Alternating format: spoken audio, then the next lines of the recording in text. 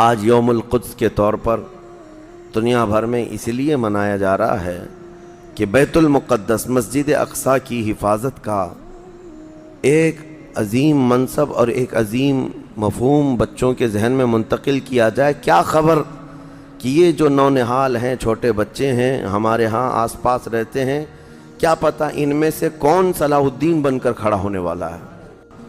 آج کے دن کو یوم القدس کے نام سے منایا جاتا ہے۔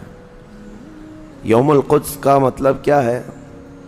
رمضان کے آخری جمعہ کو بیت المقدس مسجد اقصیٰ کے تحفظ کی یادگاری کے لیے امت میں اس کو مشہور کر دیا گیا کہ کم از کم امت میں نئے بچوں کو، نئے جوانوں کو، نئی جنریشن کو یہ پتہ لگے کہ بیت المقدس کیا ہے، مسجد اقصیٰ کیا ہے، ورنہ تو یہ قوم بھول جائے گی۔ یہ دھیرے دھیرے ان کے ذہنوں سے ساری چیزیں ختم ہو جاتی ہیں۔ یہاں ہمارے ملک میں رہتے ہوئے اب نئے بچوں سے پوچھیں تو بابری مسجد انہیں نہیں معلوم۔ پرانے لوگ جانتے ہیں جن کے سامنے حادثے ہوئے ہیں، لیکن جو نئے لوگ دنیا میں آتے ہیں یا جوان ہوتے رہتے ہیں تو ان تمام چیزوں سے وہ واقف نہیں ہو پاتے۔ تو یہ علماء کی ذمہ داری ہے اور بڑوں کی یہ ذمہ داری ہے کہ یہ معلومات منتقل کرتے رہیں اپنی جنریشن میں، معلومات منتقل کرتے رہیں اپنی جنریشن میں۔ آج یوم القدس کے طور پر دنیا بھر میں اس لیے منایا جا رہا ہے کہ بیت المقدس مسجد اقصیٰ کی حفاظت کا ایک عظیم منصب اور ایک عظیم مفہوم بچوں کے ذہن میں منتقل کیا جائے۔ کیا خبر کہ یہ جو نونہال ہیں، چھوٹے بچے ہیں، ہمارے ہاں آس پاس رہتے ہیں، کیا پتہ ان میں سے کون صلاح الدین بن کر کھڑا ہونے والا ہے۔ صلاح الدین کوئی آسمان سے آنے والے اور زمین سے نکلنے والے مجاہد کا نام نہیں تھا، وہ بھی اسی طرح سے پرورش پانے والے کسی محلے بستی میں رہتے تھے۔ اور صلاح الدین ایوبی نے ان حالات کا سامنا کیا تھا جب عیسائیوں نے بیت المقدس پر زبردستی قبضہ جمایا ہوا تھا، جبکہ حضرت عمر فاروق رضی اللہ تعالیٰ عنہ کے زمانے سے لے کر تقریباً 400 سال تک بیت المقدس پر اذانیں ہوتی رہیں، نمازیں ہوتی رہیں، اور صرف ان عیسائیوں کو وہاں آنے کی عام اجازت دی گئی تھی فاطمی دور میں۔ ویسے اگر میں تاریخ بتاؤں تو بیت المقدس روئے زمین پر یہ تیسرا اہم مرکز ہے مسلمانوں کا۔ حرم کعبہ اور مسجد نبوی کے بعد تیسرا حرم مسجد اقصیٰ ہے، بیت المقدس ہے۔ اور ویسے اس کے انعقاد اور زمین پر اس کے پائے جانے کی تاریخ تو بہت پرانی ہے۔ فرمایا گیا اللہ تعالیٰ نے روئے زمین پر سب سے پہلے خانہ کعبہ کو بنوایا، وہ فرشتوں نے اس کی تعمیر کی۔ تو مکہ مکرمہ میں خانہ کعبہ بنانے کے صرف 40 سال کے بعد یہ فلسطین میں بیت المقدس کو فرشتوں نے تعمیر کیا۔ سب سے پہلے وہ جگہ فرشتوں نے اس کو مقدس بنائی۔ تو اس زمانے سے، آدم علیہ الصلوۃ والتسلیم کے زمانے سے، یہ بیت المقدس کا علاقہ مقدس ہی رہا، اور اس کو ارض المقدس کہا جاتا ہے آج بھی عربی میں۔ پھر انبیاء اکرام علیہ السلام آتے رہے، اور اکثر انبیاء اکرام علیہ السلام کی عبادت گاہ رہی۔ بنی اسرائیل کے تقریباً انبیاء اکرام بیت المقدس کو ہی اپنا مسکن بنائے ہوئے تھے، اپنا وطن بنائے ہوئے تھے۔ کتنے انبیاء اکرام کا ذکر کروں، تقریباً 30,000 انبیاء اکرام آج بیت المقدس کے ارد گرد دفن ہیں۔ 30,000 انبیاء اکرام علیہ السلام۔ اور اولو العزم پیغمبروں میں حضرت سیدنا ابراہیم علیہ السلام وہیں پر ہیں، آپ کے بیٹے حضرت اسحاق علیہ السلام وہیں ہیں، ان کے بیٹے حضرت یعقوب علیہ السلام وہیں ہیں، پھر موسیٰ علیہ السلام وہیں ہیں، اور اس کے علاوہ زکریا علیہ السلام، داؤد علیہ السلام، سلیمان علیہ السلام، جلیل القدر انبیاء کرام سب بیت المقدس میں ہیں۔ تو یہ بیت المقدس اس لیے بھی اہمیت کا حامل ہے کہ مسلمانوں سے پہلے، یعنی انبیاء کرام علیہ السلام کے دور میں یہ مرکز رہا، قبلہ رہا اکثر امتوں کا۔ تو یہودی جو ہے، چونکہ ان انبیاء کرام کے فالوورز میں آتے ہیں، حضرت ابراہیم علیہ السلام کے، حضرت اسحاق اور حضرت یعقوب علیہ السلام کے، تو ان کے لیے بھی یہ مقدس تھا۔ اور پھر مزے کی بات یہ ہے کہ حضرت بی بی مریم کی ساری تربیت جو ہے بیت المقدس کے اندر ہوئی، جیسے کہ آپ نے تفسیر میں سماعت کیا ہوگا۔ اور پھر جب وہ جوان ہوئیں تو حضرت عیسیٰ علیہ السلام کی ولادت بھی بیت المقدس سے قریب میں ہوئی ہے۔ حضرت عیسیٰ علیہ السلام پیدا وہاں ہوئے، اور حضرت عیسیٰ علیہ السلام نے بھی تبلیغ کا مرکز اسی کو بنایا، بیت المقدس کو بنایا۔ تو دنیا کے پرانے مذاہب میں، پرانے دین میں یہودیت جو ہے ان کے لیے بھی وہ مقدس ہے، عیسائی جو ہیں ان کے لیے بھی وہ مقدس ہے، پھر اسلام کے لیے اس لیے بھی مقدس ہے کہ اصل ابراہیم علیہ السلام کے دین پر اب نہ یہودی باقی رہے نہ عیسائی باقی رہے، بلکہ صرف مسلمان باقی رہے، کیونکہ ابراہیم علیہ السلام نے شرک اور کفر کی تعلیم نہیں دی تھی، وہ تنہا اللہ رب العزت کے موحد تھے، اللہ کی وحدانیت انہوں نے اس وقت پھیلائی، اور اس دین پر آج کوئی قائم ہے تو وہ مسلمان ہے۔ تو انبیاء اکرام علیہ السلام کے وارثین بھی یہ امت محمدیہ ہیں پچھلے انبیاء کے۔ اور اس کے علاوہ ایک عظمت والی چیز یہ ہے کہ جب میرے آقا صلی اللہ تعالیٰ علیہ وسلم اعلان نبوت فرمائے اور نمازیں فرض ہوئیں، تو نمازوں میں بھی تقریباً 17 مہینے تک حضور صلی اللہ علیہ وسلم اور صحابہ نے بیت المقدس کی طرف منہ کر کے نمازیں ادا کیں۔ اس اعتبار سے ہمارا پہلا قبلہ وہی ہے، پہلا قبلہ جس کو قبلہ اول کہا گیا ہے۔ پھر حضور کی خواہش پر قبلہ بدل دیا گیا، خانہ کعبہ قبلہ ہو گیا ہمارا۔ اور ایک بڑی اہمیت اس بیت المقدس کی یہ بھی ہے کہ جب نبی اکرم صلی اللہ تعالیٰ علیہ وسلم معراج کی شب تشریف لے جا رہے تھے رب ذوالجلال کی ملاقات کے لیے، تو جبرائیل امین کے نے براق کی سواری کو حرم سے لے کر سب سے پہلے جہاں پر اتارا تھا وہ بیت المقدس ہے۔ بیت المقدس جہاں پر آج بھی وہ جگہ باقی ہے جہاں رسول کریم صلی اللہ تعالیٰ علیہ وسلم کی سواری براق کو باندھا گیا تھا، اور حضور نے اندر جا کر 1,24,000 کم و بیش نبیوں کو حضور نے امامت فرمائی تھی۔ یہ وہ بیت المقدس ہے جہاں سارے نبیوں نے میرے نبی کا خطبہ پڑھا تھا معراج کی شب، اور اس کے بعد رسول اقدس صلی اللہ تعالیٰ علیہ وسلم وہاں سے آسمانوں کا سفر کیے۔ تو بیت المقدس مسلمانوں کے لیے اس لیے بھی اہم ہے کہ میرے آقا کی امامت گاہ بھی ہے اور ہمارا قبلہ بھی ہے۔ اب یہ زمانے میں چلتا رہا، جب حضور اکرم صلی اللہ تعالیٰ علیہ وسلم کا دور تھا ظاہری زندگی کا، اس وقت بیت المقدس پر عیسائیوں کا ہی قبضہ تھا۔ ہم یہ بتاتے ہیں عیسائیوں کا، لیکن عیسائیوں نے کہاں سے قبضہ کیا تھا؟ وہ تو یہودیوں سے حاصل کیا تھا، یہودیوں کو مارتے تھے۔ اتنی خطرناک جنگیں ہوتی تھیں عیسائیوں میں اور یہودیوں میں کہ بیت المقدس میں خون خرابہ یہ آج کی تاریخ نہیں ہے، بہت پرانی تاریخ ہے۔ ٹائٹس نام کا ایک عیسائی بادشاہ جس نے پورے بیت المقدس کی اینٹ سے اینٹ بجا دی تھی، اور اس نے جتنے یہودی وہاں پر آباد تھے سب کو قتل کروا دیا تھا۔ پھر عیسائیوں کا قبضہ ہوا تھا، کتنے بڑے بڑے عیسائی بادشاہ آئے اور انہوں نے وہاں پر سوائے ظلم کے اور کچھ نہیں کیا بیت المقدس میں۔ یہ تو ان کی تاریخ چلتی تھی عیسائیوں کی، یہودیوں کی۔ یہودیوں سے کئی مرتبہ بیت المقدس لے لیا گیا اور عیسائی جھنڈا وہاں لہرایا گیا، کئی 100 سال تک۔ عیسائیوں نے یہودیوں کا داخلہ بھی بند کر رکھا تھا کہ کوئی یہودی پھٹکنے بھی نہ پائے۔ بیت المقدس تو چھوڑیں، یروشلم میں، فلسطین میں کسی یہودی کی انٹری نہیں تھی عیسائیوں کا جب غلبہ تھا۔ تو یہ کئی زمانے تک چلتا رہا۔ اصل یہاں پر کیا تھا وہ میں آپ کو بتا دوں۔ یہ بیت المقدس کا مسئلہ آپ کو سمجھنا اس لیے بھی ضروری ہے کہ آج پوری دنیا میں یہ ایک سب سے بڑا ایشو کیوں ہے۔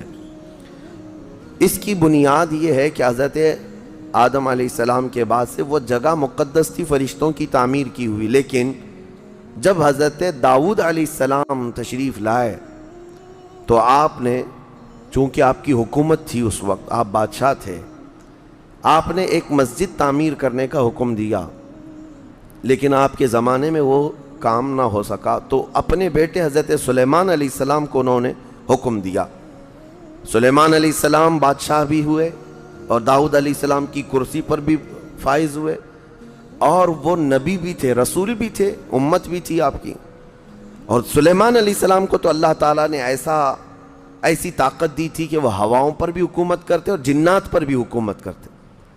تو سلیمان علیہ السلام نے کام شروع کیا۔ یہ وہ جگہ تھی جہاں موسیٰ علیہ السلام عبادت کیا کرتے تھے، اس جگہ پر سلیمان علیہ السلام نے ایک مسجد بنانے کا حکم دیا، اور یہ جنات بنانا شروع کرتے ہیں۔ اس کا ذکر قرآن پاک میں بھی موجود ہے۔ حضرت سلیمان علیہ السلام نے جب پورا ڈیزائن دیا کہ اس طرح سے بننا ہے، تو پھر جنات تعمیر کرتے رہے، جنات تعمیر کرتے رہے، اور جنات اتنا خوف کھاتے تھے سلیمان علیہ السلام سے کہ وہ ایک لمحہ بھی حضرت سلیمان علیہ السلام سے غافل نہیں ہوتے یا حکم عدولی نہیں کرتے۔ ہوا یہ کہ کام ابھی کمپلیٹ نہیں ہوا تھا کہ سلیمان علیہ السلام کا انتقال ہوا، تو جنات بھاگ جاتے، لیکن اللہ کی مصلحت، حضرت سلیمان علیہ السلام لکڑی لے کر یوں کھڑے رہتے تھے، اپنا عصا لے کر کے کھڑے رہتے تھے اور کام دیکھتے رہتے تھے۔ جب تک سلیمان علیہ السلام کھڑے ہیں، تیزی سے جنات بڑے بڑے پتھر لاتے تعمیر کرتے رہتے تھے۔ انتقال ہوا سلیمان علیہ السلام کا، اور آپ ایسے ہی کھڑے رہ گئے، آپ کے کھڑے کھڑے وفات ہوئی ہے۔ اور اس طرح سلیمان علیہ السلام کی وفات کو سالوں گزر گئے، لیکن آپ وہاں سے ہٹے نہیں، کیونکہ کام چل رہا تھا۔ قرآن میں ہے، اللہ تعالیٰ فرماتا ہے جب لکڑی کو دیمک کھا گئی، کتنے سال گزر گئے ہوں گے، حضرت سلیمان علیہ السلام یوں ہی کھڑے تھے۔ ارے عام دوسرے لوگوں کی موت تو چھوڑو، نیند میں کھڑا ہو کر کے دکھائے۔ وہ اللہ کے نبی تھے کہ انتقال کے بعد بھی وہ کھڑے رہے۔ روایتوں میں کئی سالوں تک، دسیوں سالوں تک آپ کھڑے رہے، اور اس کے بعد دیمک کھا گئی لکڑی کو، تو لکڑی ٹوٹ گئی، تب سلیمان علیہ السلام زمین پر آ گرے۔ جنات اسی وقت جان گئے کہ یہ تو انتقال کر گئے ہیں۔ تب تک بیت المقدس کا کام کمپلیٹ ہو گیا تھا، جنات بھاگ گئے سب۔ یہ تعمیر، اس کو اصل میں بیت المقدس نہیں کہا جاتا تھا اس وقت، یہ ہیکل سلیمانی، یہ یہودیوں کے عقیدے کے اعتبار سے فرسٹ ٹیمپل ہے، پہلا مندر یا پہلی مسجد جو بھی ہے مقدس تھی۔ یہ ہیکل سلیمانی جو سلیمان علیہ السلام نے جنات سے بنایا تھا، اور سلیمان علیہ السلام کی کرسی جہاں لگتی تھی، اس وقت حضرت سلیمان علیہ السلام نے جنات اور سرکش لوگوں سے اور جادوگر لوگوں سے سب چیزیں جادو کی چھین کر اپنی کرسی کے نیچے دفن کر دیا تھا، سب ختم کیا تھا کہ کوئی جادو ٹونا یہ سب چیزیں نہ ہوں، کیونکہ یہودی جادو کے پیچھے بہت بھاگتے تھے، صرف جادو میں ہی دن رات۔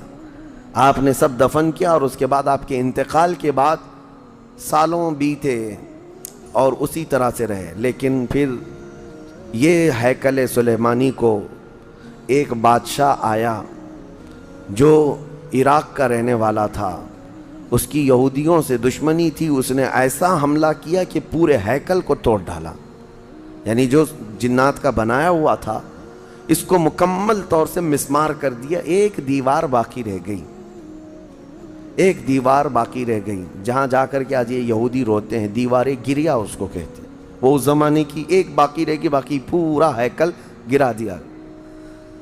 زمانہ بیت گیا، یہودی اس بات پر روتے رہے کہ ان کو مارا گیا، قتل کیا گیا، پھر عیسائیوں کا اس پر قبضہ رہا، پھر عیسائیوں سے یہودیوں نے ایک بار پھر حاصل کیا، پھر دوبارہ یہ ٹائٹس کے زمانے میں عیسائیوں نے مار کر کے پورے یہودیوں کو خون کر دیا، اور پھر بیت المقدس کچھ نہیں تھا، ایک دیوار تھی، ایک دوسری وہاں پر ایک چھوٹی سی عمارت بنائی گئی، اس عمارت کو یہ سیکنڈ ٹیمپل کہتے ہیں، سیکنڈ ٹیمپل، یہ دوسرا مندر، اور اسی کو عبادت گاہ بنا کر چلتے رہے۔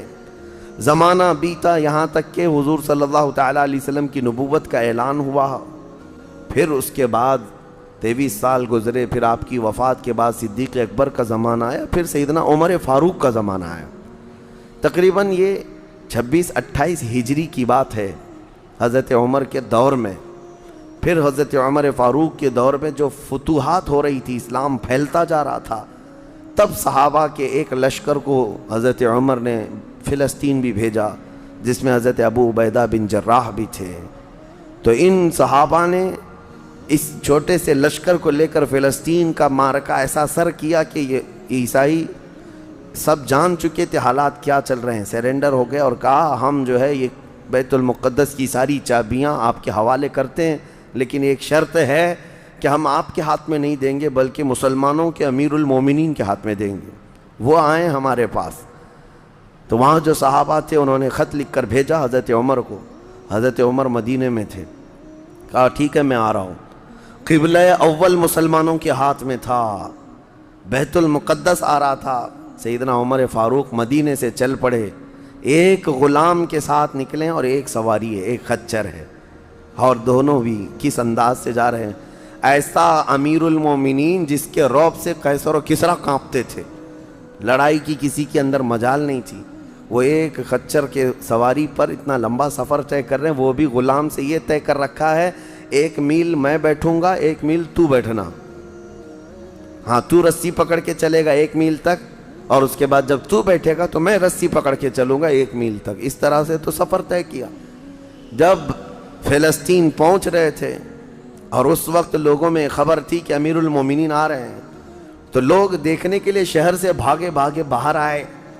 اتفاق ایسا کہ اس وقت خچر گھوڑے پر بیٹھنے کی باری غلام کی تھی اور نکیل رسی حضرت عمر کے ہاتھ میں تھی. دوڑے ہوئے لوگ آئے جو نہیں پہچانتے تھے. عیسائیوں نے امیر المومنین کہہ کر اس غلام کا استقبال کیا کہ تشریف لائیں. تب جو صحابہ تھے وہاں پر انہوں نے پکار کر کہا نادانو, وہ امیر المومنین نہیں, رسی پکڑا ہوا امیر المومنین ہے, یہ امیر المومنین ہے. پہلی مرتبہ ان اعلیٰ اخلاق و کردار کو عیسائیوں نے دیکھا تھا کہ وقت کا خلیفہ کوئی گھوڑے کی رسی پکڑ کر کے بھی چلتا ہے.